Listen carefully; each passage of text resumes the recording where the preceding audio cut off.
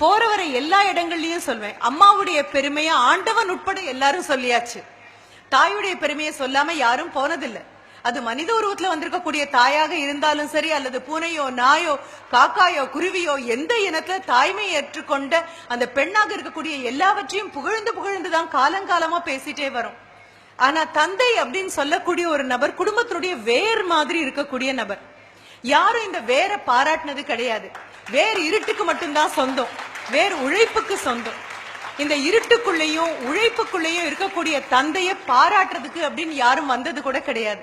நீங்க மரம் பச்சையா இருக்குன்னு சொல்லுவீங்க, ஆஹா கிளை எவ்வளவு ஆரோக்கியமா இருக்குன்னு சொல்லுவீங்க, இலைகள் எவ்வளவு பசுமையா இருக்குன்னு சொல்லுவீங்க, பூ எவ்வளவு அழகா இருக்கு, மொட்டை எவ்வளவு அழகா இருக்கு, காய் எவ்வளவு ஆரோக்கியமா இருக்கு, கனி எவ்வளவு சுவையா இருக்கு அப்படின்னு கை கொட்டி நாம அத்தனை பேரும் பாராட்டுவோம். பக்கத்துல நின்று புகைப்படம் கூட ஏத்துக்குவோம்.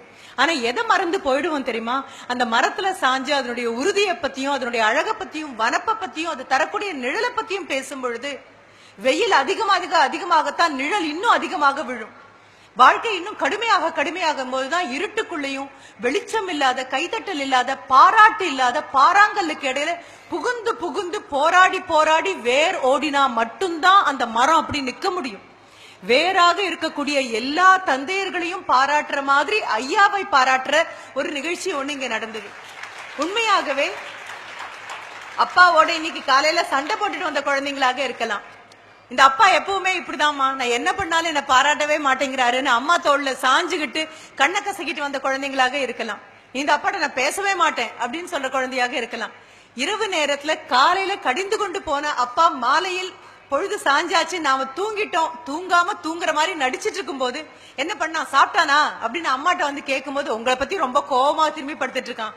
அம்மாவுக்கும் அப்பாவுக்கும் நடக்கக்கூடிய உரையாடல் காதல கேட்டாலும் அப்பா கிட்ட கோபம் இருக்குன்னு திரும்பி படுத்துட்டு தலையணைக்குள்ள முகத்தை புதைச்சுக்கிட்டு வந்து என்ன தொடட்டும், தலையை தடவி கொடுக்கட்டும் அப்படின்னு காத்துட்டு இருக்கக்கூடிய குழந்தைங்க உட்பட அத்தனை பேருக்கும் இங்க மேடையில ஒரு தகப்பனுடைய பெருமையை சொன்ன பொழுது கண்டிப்பாக கண்ணோரத்துல ஈரம் கசிஞ்சிருக்கும்.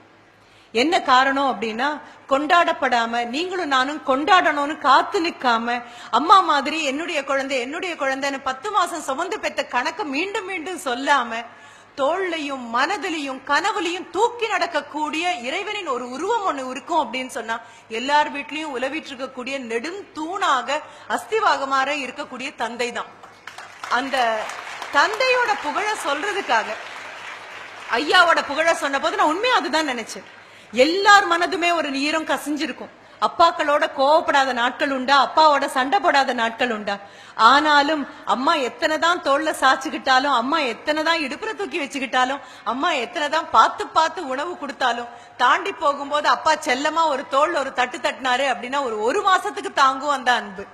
ஆஹா எங்க அப்பா என்ன இன்னைக்கு தட்டியாச்சு, அப்பா என்ன தொட்டாச்சு, அப்பா என்ன பார்த்தாச்சு, அப்பா என்ன பேசியாச்சு அப்படின்னு.